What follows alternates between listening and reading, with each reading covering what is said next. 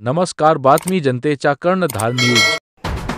नमस्कार, बातमी बीड येथून। आज 17 सप्टेंबर 2025 रोजी स्वर्गीय लोकनेते गोपीनाथराव मुंडे साहेब यांचे स्वप्न साकार। आज 17 सप्टेंबर 2025 रोजी बीड येथून अहिल्यादेवी नगर येथे पहिली गाडी आज रवाना झालेली। यावेळेस गाडीचे उद्घाटन करताना राज्याचे मुख्यमंत्री देवेंद्र फडणवीस साहेब, उपमुख्यमंत्री अजितदादा पवार साहेब, माननीय मंत्री पंकजाताई मुंडे साहेब, धनंजय मुंडे साहेब, संजय दोंड साहेब, बजरंग अप्पा खासदार सोनवणे साहेब, प्रीतमताई मुंडे व संजय दोंड रेल्वे अधिकारी यांच्या उपस्थितीमध्ये आज पहिली गाडी बीड येथून रवाना अहिल्यादेवी नगर येथे झाली।